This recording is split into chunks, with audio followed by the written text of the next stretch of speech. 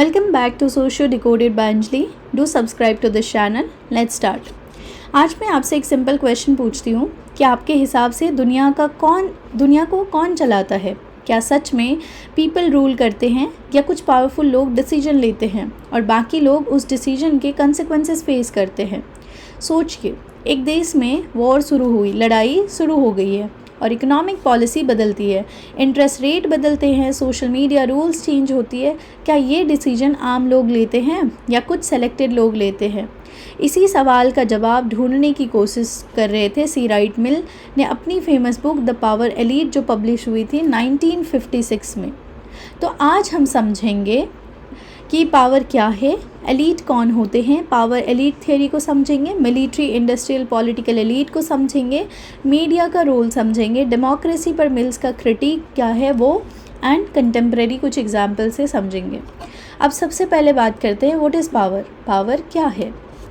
सबसे पहला ये सवाल, अक्सर लोग सोचते हैं कि पावर ना मतलब फोर्स, लेकिन मिल्स के अकॉर्डिंग पावर सिर्फ किसी को डरा कर कंट्रोल करना नहीं था। पावर का मतलब था कि दूसरों के बिहेवियर को इन्फ्लुएंस करने की कैपेसिटी, डिसीजन को शेप करना, एजेंडा सेट करना, लोगों को बताना कि क्या इम्पॉर्टेंट है और क्या नहीं।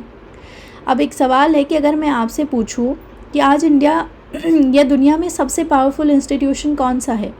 गवर्नमेंट है, कॉरपोरेट कंपनी है, मीडिया है या टीचिंग कंपनीज़ है? Think about it. एक और एग्जाम्पल से बात करते हैं कि इंस्टाग्राम एल्गोरिदम डिसाइड करता है कि आप क्या देखोगे, है ना। न्यूज़ चैनल डिसाइड करते हैं कि क्या इशू हाईलाइट होगा। गवर्नमेंट डिसाइड करती है पॉलिसीज़ को, कॉरपोरेशन डिसाइड करते हैं जॉब और इन्वेस्टमेंट को। ये सब पावर के एग्जाम्पल्स हैं, है ना। फिर बात करते हैं कॉन्सेप्ट ऑफ एलीट का। ओके, कॉन्सेप्ट ऑफ एलीट की बात करते हैं तो समझते हैं कि एलीट क्या है। एलीट वो छोटा ग्रुप है जो सोसाइटी की इम्पॉर्टेंट पोजीशन ऑक्यूपाई करता है। हर सोसाइटी में ना कुछ लोग टॉप पोजीशन पर होते हैं और उनके डिसीजन ना मिलियंस लोगों को अफेक्ट करता है। जैसे एग्जांपल, स्कूल में प्रिंसिपल डिसीजन लेते हैं, डिस्ट्रिक्ट में कलेक्टर डिसीजन लेते हैं और स्टेट में चीफ मिनिस्टर लेते हैं, कंट्री में प्राइम मिनिस्टर लेते हैं। हर लेवल पर कुछ पोजीशन पावरफुल होती है। मिल्स के का ना इंटरेस्ट उन टॉप लेवल डिसीजन मेकर्स में था। एंड एक क्वेश्चन है कि आपको क्या लगता है, पावर इवनली डिस्ट्रीब्यूटेड होती है या कुछ लोगों के पास ज़्यादा कॉन्सेंट्रेटेड होती है पावर? मिल्स ना क्लियरली सेकंड ऑप्शन चूज़ करते हैं कि कुछ लोगों के पास ना बहुत पावर होता है।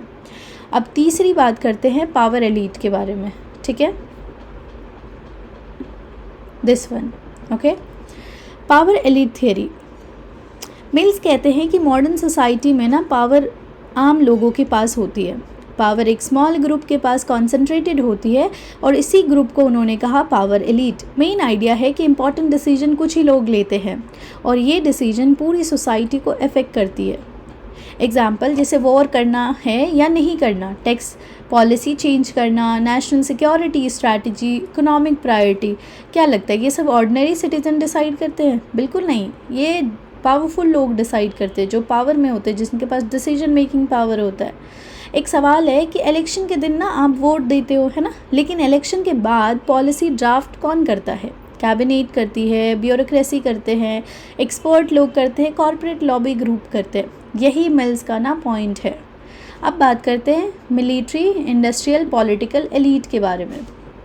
मिल्स के हिसाब से पावर एलीट के 3 मेजर पिलर होते हैं। पहला, मिलिट्री एलीट। ये क्या होता है? ये टॉप जनरल जो ना डिफेंस एस्टैब्लिशमेंट में होते हैं, सिक्योरिटी प्लानर्स होते हैं, वो ये डिसाइड करते हैं कि डिफेंस बजट क्या होगा, मिलिट्री स्ट्रैटेजीज़ क्या होगी, वॉर डिसीजन क्या होगा एंड नेशनल सिक्योरिटी प्रायोरिटी। ये सारी चीज़ें ये डिसाइड करते हैं। फिर आता है इंडस्ट्रियल एलीट। ये लार्ज कॉरपोरेशन होते हैं, बिजनेस लीडर्स होते हैं, इकोनॉमिक डिसीजन मेकर होते हैं। ये इन्फ्लुएंस करते हैं इन्वेस्टमेंट को, प्रोडक्शन को, एम्प्लॉयमेंट को, मार्केट को। ओके, एंड देन आता है पॉलिटिकल। टॉप पॉलिटिशियन जैसे कैबिनेट मेंबर, पॉलिसी मेकर, ये इन्फ्लुएंस करते हैं लॉ को, गवर्नेंस को, नेशनल प्रायोरिटीज़ को। ओके, अब एक मिल्स का ना एक इम्पॉर्टेंट आर्ग्यूमेंट है कि ये 3 ग्रुप ना अलग अलग नहीं होते, ये इंटरकनेक्टेड होते हैं, एक पावर नेटवर्क क्रिएट करता है। और ये तीनों मिलके एक पावर नेटवर्क क्रिएट करता है। एक एग्जांपल लेते हैं कि कभी कभी ना retired general corporate board join कर लेते हैं। जो रिटायर्ड जनरल होते हैं ना, वो कॉर्पोरेट बोर्ड ज्वाइन कर लेते हैं। Corporate leader government advisory role में आ जाते हैं। पॉलिटिशियन बिजनेस ग्रुप के साथ क्लोज रिलेशन रखते हैं। मील्स इसी इंटरकनेक्टेड नेटवर्क की बात कर रहे हैं। अब बात करते हैं इंटरलॉकिंग डायरेक्टोरेट, ओके, इसके बारे में। तो ये टर्म ना थोड़ा सा टेक्निकल लग सकता है, पर कॉन्सेप्ट ना बहुत सिंपल है। इसका मतलब है कि एक ही पर्सन मल्टीपल पावर इंस्टीट्यूशन में रोल प्ले करता है। ठीक है, एग्जाम्पल इमेजिन करिए, कोई पर्सन एक बैंक का डायरेक्टर भी है, एक मीडिया कंपनी का बोर्ड पर भी है, बोर्ड के हेड भी हैं, एक पॉलिसी थिंक टैंक के मेंबर भी हैं। अब उसका इन्फ्लुएंस कितना बढ़ जाएगा, आप सोचो, बहुत ज़्यादा, है ना। मेल्स कहते हैं कि इसी तरह पावर नेटवर्क क्रिएट होता है और पावर टॉप लेवल पर सर्कुलेट करती रहती है। फिर बात करते हैं कॉन्सेंट्रेशन ऑफ पावर के बारे में। अब मिल्स का ना नेक्स्ट कंसर्न है कि कॉन्सेंट्रेशन ऑफ पावर, जैसे economic power, political power, military power, ये सब ना धीरे धीरे कुछ लोगों के पास कलेक्ट हो जाती है। एक सवाल है कि सोचिए, अगर एक क्लासरूम में ना सिर्फ 5 स्टूडेंट को बोलने का राइट हो, बाकी 50 स्टूडेंट ना सिर्फ सुन सकते हैं, तो क्या डिस्कशन डेमोक्रेटिक होगा? प्रोबेबली नहीं होगा, है ना। मिल्स कहते हैं कि मॉडर्न सोसाइटी में भी कुछ ऐसा ही हो रहा है। फिर आता है मास सोसाइटी। अब आते हैं मास सोसाइटी कॉन्सेप्ट पर। मास सोसाइटी क्या है? ऐसी सोसाइटी जहां ऑर्डिनरी सिटीजन्स फ्रेगमेंटेड और आइसोलेटेड हो जाते हैं, उनके पास कलेक्टिव इन्फ्लुएंस कम होती है। एग्जाम्पल मान लो, जैसे आज सोशल मीडिया पर लोग कनेक्टेड लगते हैं, लेकिन रियल सिविक पार्टिसिपेशन कितनी है? कितने लोग लोकल गवर्नेंस मीटिंग अटेंड कर सकते हैं? कितने लोग पॉलिसी डिस्कशन में पार्टिसिपेट करते हैं? मील्स कहते हैं कि पैसिव सिटीजनशिप एलीट पावर को और स्ट्रॉन्ग बनाती है। ठीक है, फिर बात करते हैं रोल ऑफ मीडिया के बारे में। ठीक है, अब मीडिया की बात करते हैं। मील्स का व्यू, मीडिया सिर्फ इन्फॉर्मेशन प्रोवाइड नहीं करता, मीडिया ओपिनियन शेप भी करता है। एक सवाल आता है कि आपने नोटिस किया होगा कि कुछ इशू हर जगह न्यूज़ में होते हैं और कुछ इंपॉर्टेंट इशू कभी डिस्कशन ही नहीं होती। क्यों? मिल्स कहते हैं कि मीडिया ना एजेंडा सेटिंग पावर रखती है। मीडिया बताते हैं कि किस टॉपिक पर सोचना है। जैसे एग्जांपल लो कि trending hashtag, breaking news, viral reels, influencer narratives, ये सब पब्लिक अटेंशन शेप करता है। देन आता है डेमोक्रेसी एंड एलीट कंट्रोल। सबसे कंट्रोवर्शियल पॉइंट, मील्स का ना आर्ग्यूमेंट है कि डेमोक्रेसी ना फॉर्मली एग्जिस्ट करती है, इलेक्शन होते हैं, वोटिंग भी होती है, इंस्टीट्यूशन भी एग्जिस्ट करते हैं, लेकिन real decision making power top elite के पास ही रह सकती है ना। अब एक सवाल है कि आप बताओ कि आप स्कूल कैप्टन एलेक्ट कर सकते हो, लेकिन स्कूल बजट का डिसीजन प्रिंसिपल ही लेता है। और इसी तरह से मिल्स कहते हैं कि डेमोक्रेसी और एलीट कंट्रोल एक साथ एग्जिस्ट कर सकते हैं। अब कंपैरिजन करते हैं डिफरेंट थिंकर के साथ, इनका सोशियोलॉजिस्ट के साथ, है ना। सबसे पहले देखते हैं मिल्स वर्सेस रॉबर्ट दाल। इसको ना बाद में हम देखेंगे, इनका भी एक प्लेलिस्ट बनाएंगे हम। दाल क्या है कि ये दाल जो है बात करते हैं पावर प्लूरलिस्टिक है। ठीक है, बहुत ग्रुप compete करते हैं, ये ऐसी बात करते हैं। मिल्स कहते हैं कि पावर कॉन्सेंट्रेटेड है और एलीट डोमिनेटेड है। मिल्स वर्सेस मार्क्स की अगर हम बात करें तो मार्क्स करते हैं क्लास कॉन्फ्लिक्ट, बुर्जुआजीज वर्सेस प्रोलेटेरिएट के बारे में। मिल्स कहते हैं कि फोकस ऑन एलीट नेटवर्क, जैसे मिलिट्री, कॉर्पोरेट, पॉलिटिकल पावर। फिर आता है मिल्स वर्सेस वेबर। वेबर कहते हैं कि पावर अथॉरिटी के डिफरेंट फॉर्म्स से आती है। मिल्स कहते हैं कि पावर मेजर इंस्टीट्यूशन के कंट्रोल से आती है। ओके, अब एक एग्जाम्पल लेते हैं, इनके कुछ कंटेम्प्रेरी एग्जाम्पल लेते हैं। सबसे इम्पॉर्टेंट पार्ट कि क्या मिल्स आज रेलिवेंट हैं।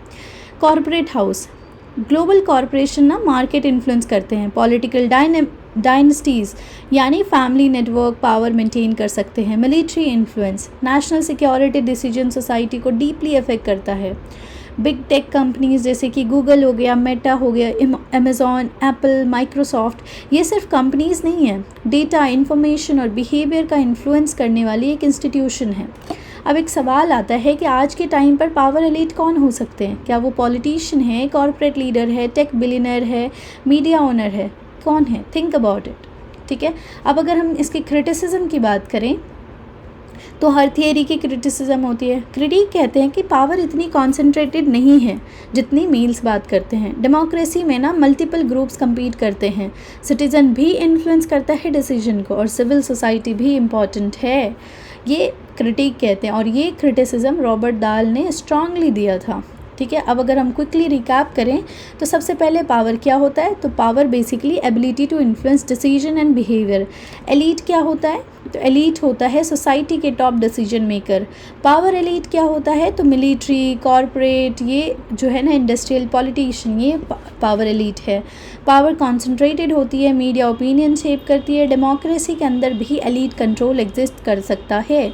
मेल्स आज भी ना big tech company, global corporation, इन सब के बारे में बात करते हैं।